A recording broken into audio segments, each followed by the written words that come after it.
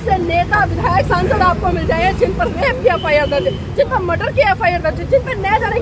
गंभीर मुकदमों में एफआईआर दर्ज है, लेकिन वो अगर भारतीय जनता पार्टी में चले गए तो वो सर्फ एक्शन ऐसे नहीं जाते हैं कि जैसे मानो उनसे पवित्र, उनसे साफ कोई हो सकता के खिलाफ जाकर अपनी बात रखोगे। जब आप इस देश की जनता के हितों की बात करो तो कहीं न कहीं आपको उग्रवादी कहकर, मुसलमान कहकर, कटरे कहकर, मुल्ले कहकर आपके मनोबल को तोड़ने का काम, जो आरक्षण लेकर बैठे, जो पुनः फैक्ट की पैदाइश है, जिनसे 31 सांसद आज पार्लियामेंट में बैठे, वो क्या करे? क्या वो गोबर खाने का काम करे? शर्म आनी चाहिए इनको। आपकी नजरों के सामने, अपनी आंखों के सामने आपके सुनते सुनते इस तरह के शब्दों का उच्चारण किया जाता है जहाँ पर दलितों पर अत्याचार होता है, मुसलमान भाइयों को उग्रवादी, आतंकवादी कहा जाता है, और आप वहाँ पर सिर्फ अपनी कुर्सी बचाने के लिए इस तरह के तमाम मनुवादी लोगों की गुलामी करते हैं, इनके तलवे चाटने का काम करते। अरे वो भूल गए, मुर्गे की तरह आपको पंख ऐसे नोचेंगे ना कि आप भूल जाएंगे। आप सोच रहे कि आज मुझे गाना डल रहा है तो मैं चुप रहूं। शर्म आनी चाहिए। ऐसे 131 जो आरएसएस के लोग थे, बजरंग दल के लोग थे, विश्व हिंदू परिषद के लोग थे, क्या नारे लग रहे थे? अरे इन मुसलमानों को रेडी पटड़ी मत लगाने दो, इन मुसलमानों को किराए पर मकान मत देना, इन मुसलमानों को आप अपनी फैक्ट्रियों में काम मत देना।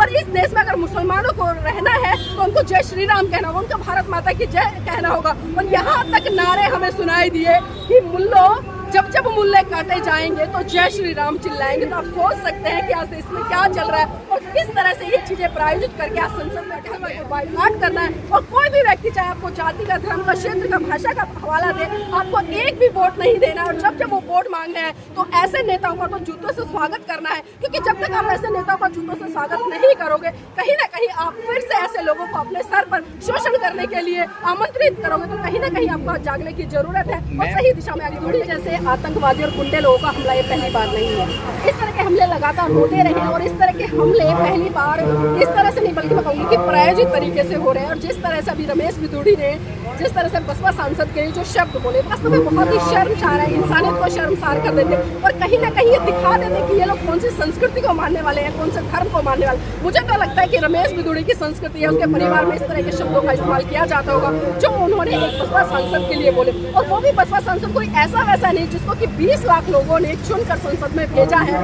और वही 20 लाखों का नेतृत्व करने वाले जो सांसद है बहुत ही सभ्य, शालीन और मैं कहूँगी कि लोगों को साथ लेकर चलने वाले हैं। जिस तरह से भारतीय जनता पार्टी के तमाम सांसद हैं, भारतीय जनता पार्टी का जो एक जुमला है कि सबका साथ सबका विकास, लेकिन इस तरह की स्टेटमेंटों से आप देख सकते हैं कि इस तरह की स्टेटमेंट है कहीं ना कहीं यहाँ पर धर्म के नाम पर, जाति के नाम पर, भाषा के नाम पर लोगों को तोड़ने का काम करे, और जो कहीं ना कहीं लोगों में एक सांप्रदायिकता का जहर घोलकर उनको मनुष्य को मनुष्य से दूर करा रहे हैं। लेकिन रमेश बिदुड़ी जी भूल गए कि जिनको वो आतंकवादी बोल रहे हैं, जिनको वो कटवे बोल रहे हैं, जिनको मुल्ले बोल रहे हैं, उन्हीं मुल्लों ने इस देश को आजाद कराने के लिए अपनी कुर्बानियां दी है। तो यहाँ पर मैं इस जो तरह की टिप्पणियां हैं इसमें बिल्कुल निंदा करती हूँ, और यहाँ पर मैं भारतीय जनता पार्टी का शीर्ष देखिए किसने उकसाया गया। अब ये बताइए, अगर मैं आपका गलेवार पकड़कर ये कहूँ कि आप मुझे मारिए, जब तक आपका मन मुझे मारने के लिए नहीं कहेगा कि आप मुझे मार देंगे, या मैं आपको ये कहूँगी कि आप जाइए मोदी जी का सर कलम कर लाइए, क्या मेरे उकसाने से कुछ नहीं होता। ये सारी मन की व्यथा है, क्योंकि आपके मन में जो चल रहा है वही आपके शब्दों से परिलक्षित होगा, और जब शब्दों से परिलक्षित होगा तो वो आपके व्यवहार में भी होगा। जिस तरह से रमेश बिदुड़ी के मन में जो चल रहा था, जो विचार थे, वही तो परिलक्षित हुए ना। तो मैम क्या लग रहा है कि पहले सड़कों पे था, अब संसद में पहुंच गया?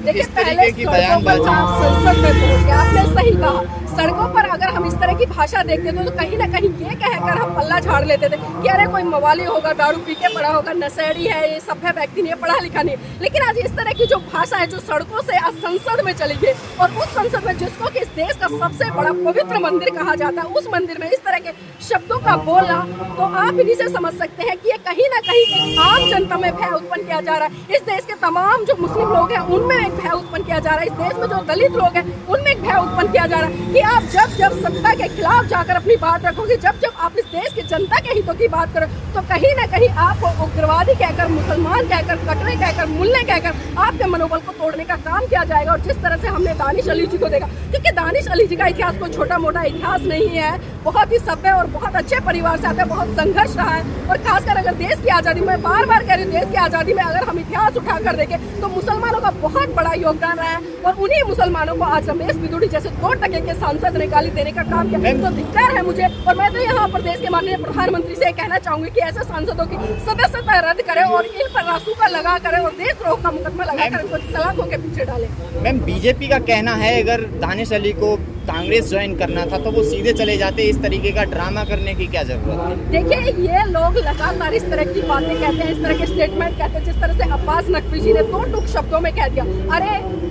भाजपा के जो सांसद उन्होंने ड्रामा किया और कहीं ना कहीं वो चाहते थे जिस तरह से राहुल गांधी जी संवेदनाएं प्रकट उनके घर पहुंचे और उनका हौसला बढ़ाने के लिए बोले, क्योंकि छोटी मोटी बात नहीं है कि संसद में किसी भी व्यक्ति को इस तरह के शब्दों से संबोधित कर, और उन्होंने 2 टूक शब्दों में कह दिया कि ये तो राजनीति करना चाहते हैं, ये कांग्रेस ज्वाइन करना चाहते हैं। मैं उनको बता दूं, नवाज अकबर जी अगर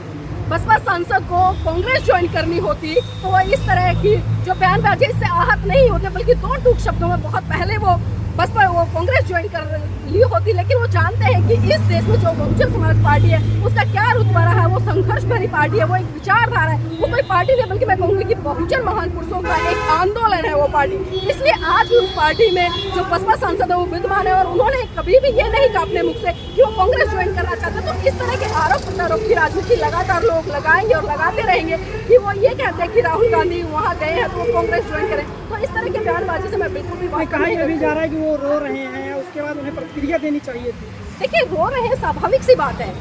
एक सहनशील व्यक्ति कब तक सहन करेगा?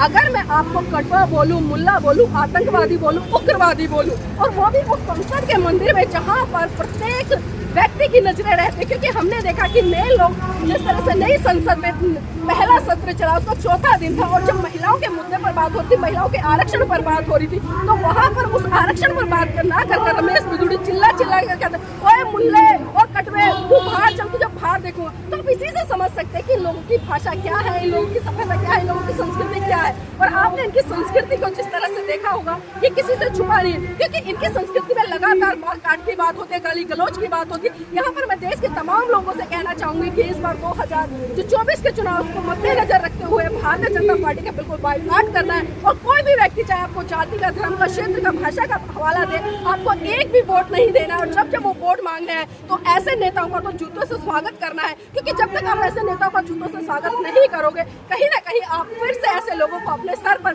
शोषण करने के लिए आमंत्रित करोगे, तो कहीं ना कहीं आपको जागने की जरूरत है और सही दिशा में आगे बढ़ने की जरूरत है। विपक्ष का अगर कोई सांसद अगर संसद में कुछ कहता है तो उसे निलंबित कर दिया जाता है, लेकिन बीजेपी के सांसद ने इतनी बड़ी बात कही है, उनके ऊपर कोई एक्शन नहीं लिया जा रहा है। 15 दिन का टाइम दिया गया है। देखिए, 15 दिन का टाइम नहीं, ये 2 महीने का भी होगा, 3 महीने का भी होगा, 4 महीने का होगा। अभी मैंने जिस तरह से पहले जिस तरह से गजेंद्र जी मिले थे, मैंने वहाँ भी कहा कि इससे पहले राहुल गांधी के एक बयान पर 2 साल तक उनकी सदस्यता रद्द की गई। जो आम आदमी पार्टी के सांसद हैं संजय सिंह जी, उनको बाहर निकाल दिया गया, राघव चड्ढा उनको बाहर निकाल दिया। तमाम ऐसे सांसदों को बाहर का रास्ता दिखाया गया जिन्होंने की प्रोटेस्ट भी किया बाहर बैठकर लगातार। लेकिन जिस तरह से भारतीय जनता पार्टी के सांसद रमेश बिदुड़ी ने जिस तरह का बयानबाजी की, और मैं कहूँगी कि इतनी शर्मनाक बयानबाजी है, उसमें आप 15 दिन का नोटिस थमाकर उनको एक अल्टीमेट दे रहे हो। और ये नोटिस तो सिर्फ खाली औपचारिकता है, क्योंकि हम सभी जानते हैं कि भारतीय जनता पार्टी वो किस आधार पर काम कर रही है। क्योंकि जो चीजें कल तक आपको सड़कों पर सुनाई दे रही थी, आज वो कहीं ना कहीं भारतीय जनता पार्टी के शीर्ष नेतृत्व के तहत या आरएसएस के तहत आज वो संसद में बुलवाई जा रही है, क्योंकि संसद में सबकी नजरें रहती है। क्योंकि इस भारत देश में 140 करोड़ की आबादी है, और 140 करोड़ की आबादी को इतना बड़ा संदेश देने के लिए मैं कहूंगी कि इससे अच्छा कोई जगह नहीं थी कि रमेश बिदुड़ी ने 2 टूक शब्दों में उनको आतंकवादी बोल दिया, मुल्ले बोल दिया, कटवे बोल दिया। और जिस तरह से अपने मणिपुर की घटना देखी होगी, अभी नूह की घटना देखी, नूह की घटना में आपने क्या देखा कि आधार पर जिस तरह से बहन बेटी के ऊपर अत्याचार, शोषण हुआ, या जिस तरह से दलितों को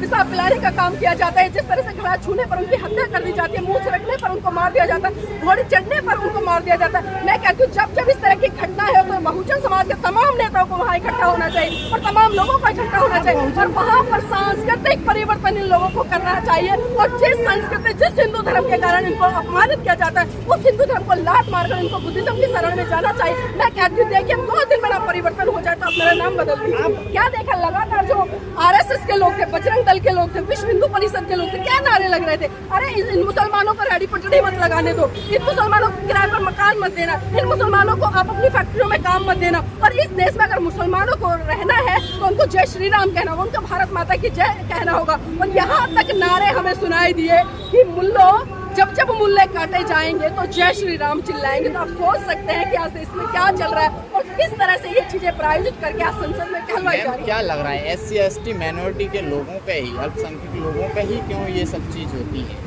देखिए वो इसलिए होती है क्योंकि आज इस SC/ST OBC माइनॉरिटी, खासकर अगर मैं इसको एक नाम दूं बहुजन समाज, इस बहुजन समाज की बात तमाम लोग करते हैं, लेकिन इस बहुजन समाज को साथ लेकर कौन लोग चल रहे हैं? किसी की हिम्मत है कि 85% 85 भी नहीं, मैं कहूंगी कि 95-97% लोगों पर, वो 3% लोग जो मुट्ठी भर जो हिंदू राष्ट्र की बात करें, हिंदू राष्ट्र की कल्पना करें, क्या वो लोग इन लोगों पर शासन कर सके या इनको गुलाम बना सके? ये तो सोचना पड़ेगा उन 95% लोगों को जो कहीं ना कहीं आज टुकड़ों टुकड़ों में बटे हुए, क्योंकि आप इतनी भारी संख्या में होने के बावजूद भी इन मुट्ठी भर लोगों को नहीं रोक पा रहे। बाबा साहब ने एक साफ साफ संदेश इस देश के लिए कहा था कि चाहिए आप सत्ता के उस मंदिर पर कब्जा कर लीजिए जहां से आपके लिए सारे ताले खुलते हैं, और उन तालों को खोलकर आप जाइए और अपने हक अधिकारों की लड़ाई लीजिए। इसके लिए बाबा साहब ने एक बात और कही थी कि इस देश में शुरू से दो संस्कृतियों की लड़ाई रही है, एक है अम्बेडकरवाद और एक है ब्राह्मणवाद। लेकिन इस देश के तमाम जो बुद्धिजीवी लोग हैं, क्योंकि बहुजन समाज का अपने आप को कहता है, उन्होंने कभी समझा नहीं है कि ब्राह्मणवाद क्या है और अम्बेडकरवाद क्या है। क्योंकि हम खाली जय भीम के नारे लगा लेते, खाली हम बाबा साहब की जय जयकार कर लेते हैं, नीले गमछे पहनकर और नीले पगड़ियां बांधकर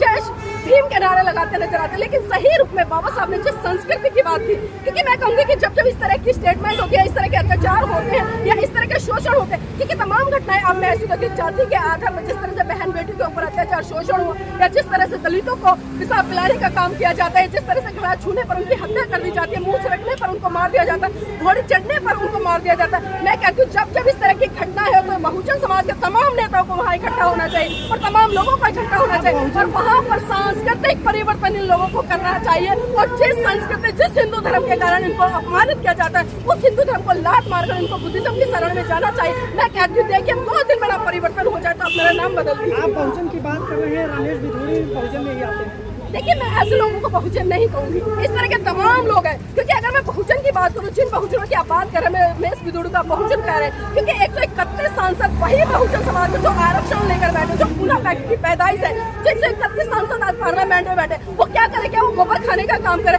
शर्म आनी चाहिए इनको। आपकी नजरों के सामने, आपकी आंखों के सामने, आपके सुनते सुनते इस तरह के शब्दों का उच्चारण किया जाता है जहाँ पर दलितों पर अत्याचार होता है, मुसलमान भाइयों को उग्रवादी आतंकवादी कहा जाता है, और आप वहाँ पर सिर्फ अपनी कुर्सी बचाने के लिए इस तरह के तमाम मनुवादी लोगों की गुलामी करते हैं, इनके तलवे चाटने का काम करते। अरे वो भूल गए, मुर्गे की तरह आपको पंख ऐसे नोचेंगे ना कि आप भूल जाएंगे। आप सोच रहे कि आज मुझे दाना डल रहा है तो मैं चुप रहूं। शर्म आनी चाहिए। ऐसे 131 सांसदों को, ये 131 सांसद में से ऐसे वही सांसद हमला किया गया है बसपा सांसद पर। देखिए बसपा सांसद है धर्म, क्योंकि मैंने कहा ना इस देश में जिस तरह से सांप्रदायिकता का जो जहर खोला जा रहा है, जो जहर खोला जा रहा है, ये वो जहर है। और 2024 को मद्देनजर रखते हुए इस तरह का जहर को, क्योंकि भारतीय जनता पार्टी, अगर मैं पिछले 9 साल की बात करूं, 2014 से लेकर अब तक 2023 चल रहा है, कितना विकास किया। इन्होंने तमाम सरकारी संसाधन बेच दिए, चाहे मैं रेलवे की बात करूं, स्कूलों की बात करूं, अस्पतालों की बात करूं, तमाम सरकारी संसाधन बेचकर इन्होंने प्राइवेटाइजेशन खड़ा कर दिया। और आज कहीं ना कहीं लोगों को भूखा मरने पर खड़े, आज गरीब गरीब होता जा रहा, अमीर अमीर होता जा रहा। आज हमारे जैसे, आप जैसे या तमाम जो गरीब तबके के लोग, उनके पास 1 एकड़ तक जमीन है, यहाँ तक 1 एकड़ जमीन की तो बात छोड़ो, उनके पास रहने तक के लिए घर नहीं है। जिस भारत देश में 19 लाख, आप ध्यान से सुन लीजिए, जिस भारत देश में 19 लाख प्रतिदिन लोग भूख से सोते हैं, जिस देश में 3000 बच्चे प्रतिदिन भूख से मरते हैं, आप उस देश में कल्पना कर रहे हैं कि ये लोग या भाजपा सांसद की तरफ से या पार्टी की तरफ से हमला बोल रही है।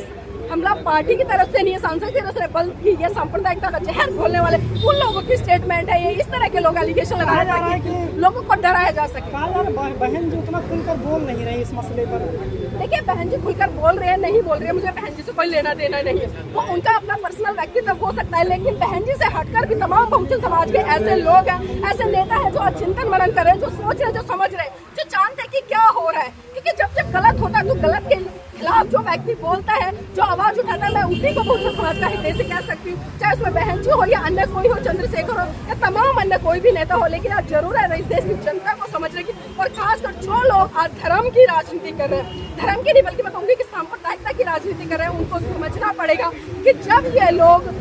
जो भाजपा के सांसद है उसको इतने गंदे शब्दों से संबोधित कर सकते हैं, अगर कल को आपकी बारी आएगी तो वो आपसे भी नहीं चूकेंगे, इसलिए सावधान हो जाइए। मैम क्या लग रहा है कि रमेश भिदौड़ी के इस बयान को लेकर प्रधानमंत्री ने भी कुछ नहीं बोला? प्रधानमंत्री जी क्यों कहेंगे? रमेश भिदौड़ी जी उन्हीं का तो चमचा है, उन्हीं पार्टी का तो है, उसी पार्टी का सांसद है, उसी पार्टी से चुनकर आया, उसी विचारधारा का, उसी हिंदुत्व की बात करता है, उसी जय श्री राम की बात करता है, उन्हीं काल्पनिक चीजों की बात करता है। तो मोदी जी क्यों इनके खिलाफ जाकर दो शब्द कहेंगे? बल्कि मोदी जी तो ऐसे लोगों को और शह दे रहे हैं। ठीक है, आपने देखा कि भारतीय जनता पार्टी में अगर आप आंकड़े उठाकर देखें, तमाम ऐसे नेता विधायक सांसद आपको मिल जाए जिन पर रेप की FIR दर्ज है, जिन पर मर्डर की FIR दर्ज है, जिन पर न जाने गंभीर मुकदमों में FIR दर्ज है, लेकिन वो अगर भारतीय जनता पार्टी में चले गए तो वो सर्फ एक्शन से ऐसे घूम जाते हैं कि जैसे मानो उनसे पवित्र, उनसे साफ कोई और ना हो। तो मोदी जी को हमें ये समझना पड़ेगा कि मोदी जी उनके खिलाफ नहीं बल्कि उनको शह दे रहे हैं। और देखिए ये शह देने का नतीजा देखिए, अभी तो इन्होंने बोला है और भी कई ऐसे नेता उत्पन्न होंगे जो लगातार इस तरह की स्टेटमेंट देंगे। अभी 2024 दूर नहीं है,